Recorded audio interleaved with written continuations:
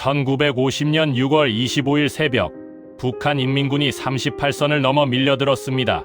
사흘 만에 서울이 함락되고 국군은 낙동강 방어선까지 밀렸습니다. 전 국토가 공산화될 위기 앞에서 대한민국은 벼랑 끝에 서 있었습니다. 그 절체절명의 순간, 정규군의 이름도, 군번도, 계급장도 없이 적진 한복판으로 뛰어든 사람들이 있었습니다. 바로 켈러 부대, KLO 부대입니다. 그들은 스스로를 군번 없는 용사라 불렀습니다. 나라가 위기에 처하자 자원의 비밀 첩보망을 구축하고 낙하산을 타고 북한 땅에 단신으로 침투했으며 부부로 위장해 적 사령부 코앞에서 목숨을 걸고 첩보를 빼냈습니다. 그리고 수천 명이 그 땅에서 돌아오지 못했습니다. 오늘은 켈러 부대에 얽힌 7가지 놀라운 이야기를 순위로 정리해 전해드리겠습니다. 7위, 켈러 부대는 어떻게 탄생했는가? 미군이 만들고 한국인이 채운 비밀 부대. 켈러 부대의 정식 명칭은 코리아 리에이잔 오피스, 줄여서 KLO입니다. 한국어로는 주한첩보연락처라고 번역되는데 이름만 들으면 평범한 연락사무소처럼 들립니다. 바로 그것이 핵심이었습니다. 미군 극동군 사령부가 운영하는 대북 최정예 첩보부대를 평범한 통신, 사무소처럼 위장하기 위한 장명이었던 것입니다. KTV 국민방송이 보도한 내용에 따르면 켈러 부대는 1948년에 미군이 3,000명 규모로 조직한 유엔군 첩보부대로 결성되었습니다.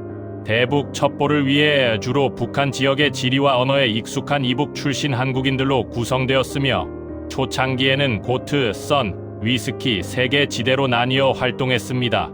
각 지대장이 직접 대원을 모집했고 신부는 정규군이 아닌 민간인이었습니다.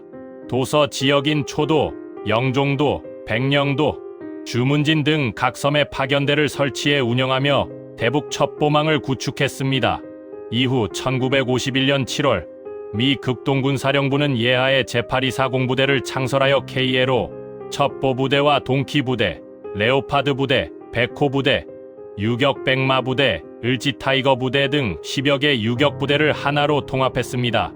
이때부터 이 모든 부대를 총칭해 켈러 부대 혹은 KLO824 공부대라 부르게 됩니다. 본부는 서울 종로 태화관에, 베이스 캠프는 용산 설린상고에 두었습니다. 전우님, 이 부대는 시작부터 평범하지 않았습니다. 국가가 공식 인정하지 않는 비밀 조직, 그 안에서 이름도 계급도 없는 한국인들이 나라를 지키기 위해 목숨을 내걸었습니다. 6위, 대원들은 어떤 사람들이었는가? 15세 소녀부터 전직 군인까지 켈러 부대의 대원 구성은 매우 독특했습니다. 정규군이 아니었기에 다양한 계층의 사람들이 한데 모였습니다. 이북 출신 청년과 월남민이 중심이었지만 그것이 전부가 아니었습니다. 전지일보의 보도에 따르면 켈러 부대에는 여성 첩보원들도 활동했습니다. 이들은 주로 북한군에 의해 가족을 잃은 분들이었으며 남성보다 의심을 덜 받는다는 특성상 생존율이 더 높았습니다. 실제로 고 이철 최상렬 부부처럼 남성과 여성 대원이 부부로 위장해 서울 일대의 인민군 사령부 동향과 병력 배치, 첩보를 빼내는 임무를 수행하기도 했습니다. 한국일보 보도에는 낙하산을 타고 단독으로 적진에 침투한 15세 소녀 대원의 사례도 기록되어 있습니다. 나라가 흔들리는 순간 어린 나이도 성별도 아무런 장벽이 되지 않았습니다.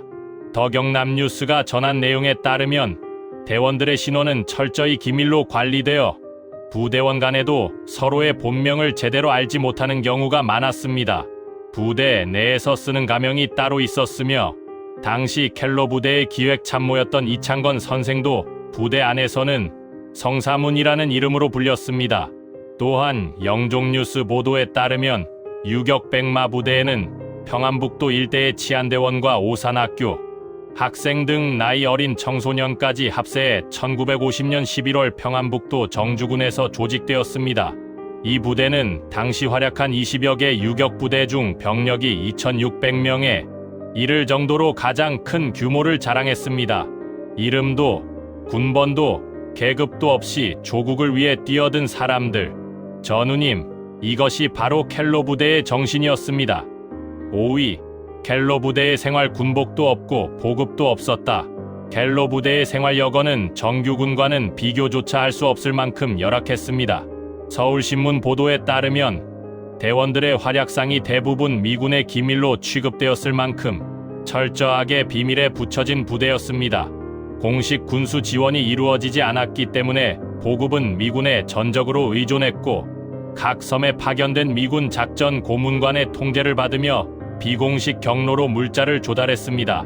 더 경남뉴스 기사에 따르면 켈로 부대원들은 정식 군번을 받은 정규군이 아니었기 때문에 보안이 생명인 특수 임무를 수행하면서도 신원이 철저히 기밀로 분류되었습니다. 낙하산 침투 임무 시에는 일정 기간 식량과 지원 없이 적지에서 자력으로 버텨야 했습니다. 한국 전쟁이 끝난 뒤 미군이 이들의 활동 기록을 2급 비밀로 분류하면서 수십 년간 이분들의 존재 자체가 공식적으로 지워진 것이나 다름없었습니다. 켈로 부대는 한국군과의 교류도 거의 없었습니다. 정규 지휘 체계에서도 벗어나 미군의 명령하에 독립적으로 작전을 수행한 것입니다. 전우님, 이분들은 국가의 테두리 바깥에서 지원 하나 제대로 받지 못하면서도 나라를 지켜낸 사람들이었습니다. 4위, 화천발전소 탈환 작전 중공군의 위장을 꿰뚫다. 일사 후퇴 이후 중공군이 화천 일대를 점령하면서 화천 수력발전소도 적의 손에 넘어갔습니다. 우리 정부의 요청을 받은 유엔군은 발전소 탈환을 시도하려 했지만 유엔군 정찰기는 중공군의 대포와 전차가 대규모로 집결해 있는 것을 확인했습니다. 공습은 엄두도 내기 어려운 상황이었습니다. 서울신문이 보도한 내용에 따르면 이때 켈로 부대원들이 직접 투입되었습니다. 중공군이 설치한 대포와 전차가 실제가 아니라 유엔군 정찰기를 속이기 위해 만든 가짜 모형이라는 사실을 목숨을 걸고 현장에서 확인한 것입니다. 이 첩보가 즉각 보고되자 유엔군은 바로 중공군 진지를 공습했고 화천발전소를 성공적으로 탈환할 수 있었습니다. 이것이 얼마나 대담한 작전인지 생각해 보십시오. 중공군 수만 명이 지키는 점령 지역에 단독으로 잠입해 적진의 배치 실체를 눈으로 확인하고 목숨을 걸고 복귀해 보고했습니다. 전선의 향방을 바꾼 것이 대규모 정규군의 진격이 아니라 이름 없는 켈로 부대원 한 명의 첩보였던 것입니다. 전우님, 전쟁터에서 총보다 더 강한 것이 있다면 그것은 정보입니다. 켈로 부대는 그것을 누구보다 잘 알고 있었습니다. 3위, 북한 섬거점 유격전 서해 한복판에서 500번을 싸우다. 켈로 부대의 서해 유격전은 우리가 생각하는 것보다 훨씬 광대한 전장에서 치러졌습니다. 영종뉴스의 보도에 따르면 유격 백마 부대는 서해안 일대의 애도, 천산반도, 월사리, 대화도, 신미도는 물론 압록강과 청천강 입구까지를 작전 무대로 삼았습니다. 켈로 부대 전체를 통틀어 서해 유격전에서의 교전 횟수만 500회 이상, 북한군 사살 3천여 명, 중공군 생포 600여 명에 이르는 전과를 올렸습니다. 더 경남뉴스는 적지의 철도와 터널, 교량, 주요 군사시설을 파괴하고 반공 애국 청년 2,800여 명과 민간인 15,000여 명을 적진에서 구출한 사실도 보도했습니다. 또한 서울신문에 따르면 켈로 부대는 인천 앞바다 기뢰 탐지 임무도 수행했습니다. 어민으로 변장한 대원들이 북한군이 인천 앞바다 근처에 설치한 기뢰를 직접 찾아내 인천 상륙작전 함대가 안전하게 진입할 수 있는 경로를 확보하는 데 결정적인 역할을 했습니다. 이 모든 작전이 정규 군번도, 공식 지원도, 이름을 남길 권리도 없이 수행된 것입니다. 서해의 차가운 바람 속에서 어둠 속으로 뛰어든 사람들, 그들이 지켜낸 것이 바로 이 대한민국이었습니다.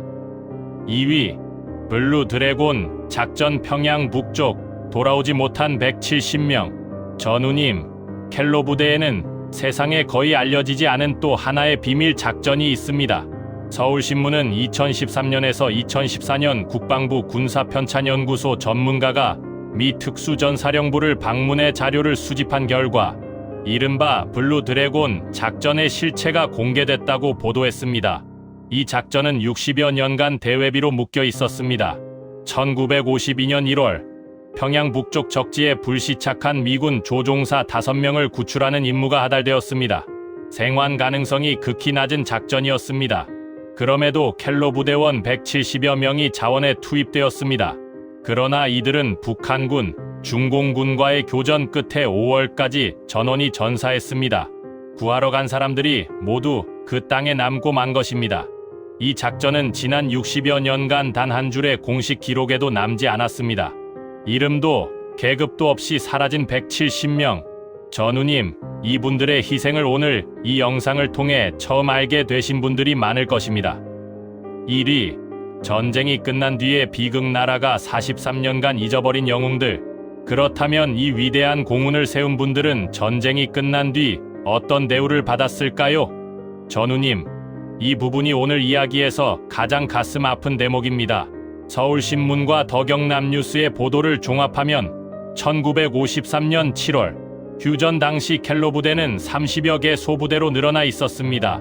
휴전 이후 국방부 일반명령 제219호로 8250 부대 사령부가 창설되어 8240 부대의 지휘인사권을 인수했고 1954년 2월 8240 부대가 공식 해체되면서 소속 대원들이 육군으로 일괄 편입되었습니다. 이때 간부 753명은 장교로 현지 임관되었지만 일반 대원 약 12,000명은 기존 계급보다 한 계급 아래로 하향 편입되어 하사관이나 병으로 신분이 전환되었습니다. 더경남뉴스 기사에 따르면 더 비극적인 일도 있었습니다. 군번 없는 군인이었던 대원들 중에는 부대 해체 이후 병역 기피자로 몰려 군 복무를 처음부터 다시 해야 하는 고초를 겪은 분들도 있었습니다. 이미 목숨을 걸고 전쟁을 치른 분들이 나라로부터는 아무런 인정도 받지 못하고 오히려 병역 기피자로 취급받은 것입니다.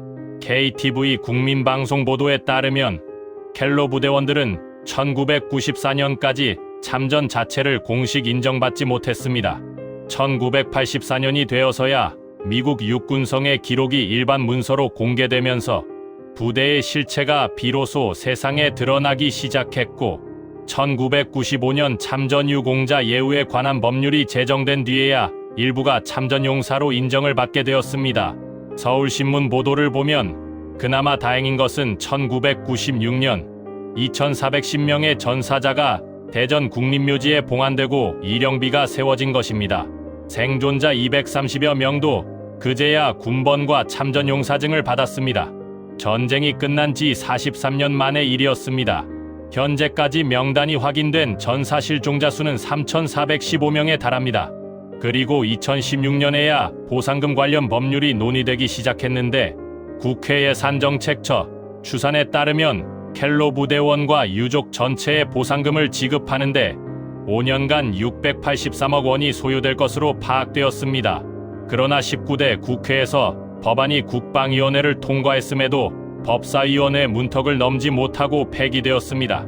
2021년이 되어서야 보상금 지원 관련 법률이 간신히 통과되었지만 미군 소속이었다는 이유로 지급 절차는 또다시 미뤄졌습니다. 전우님, 이 숫자가 무엇을 의미하는지 생각해 보십시오. 수천 명의 이름도 기록도 없이 적지에서 쓰러져 갔습니다. 살아 돌아온 사람들도 수십 년간 나라에서 외면당했습니다. 그러면서도 이분들이 지켜낸 것이 지금 우리가 살고 있는 이 대한민국입니다. 오늘 켈로 부대 이야기 어떻게 보셨습니까?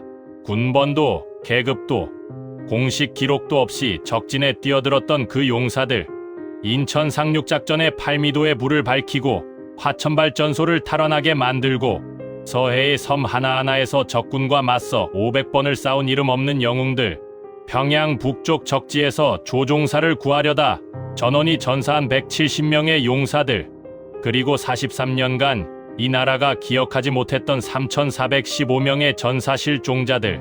지금 이 영상을 보고 계신 전우님들도 그 시대를 함께 살았거나 이분들이 지켜낸 나라에서 군복을 입고 복무하셨을 것입니다. 켈로 부대의 이야기가 오늘 다시 한번 더 많은 분들께 기억되길 바랍니다. 댓글에 전우님이 복무하셨던 부대명과 복무 연도를 남겨주십시오. 전우님들의 기억이 이 채널의 가장 소중한 역사입니다. 구독과 좋아요 아직 안 누르셨다면 지금 눌러주십시오. 다음 영상에서도 잊혀진 영웅들의 이야기로 찾아뵙겠습니다. 전우이기록이었습니다.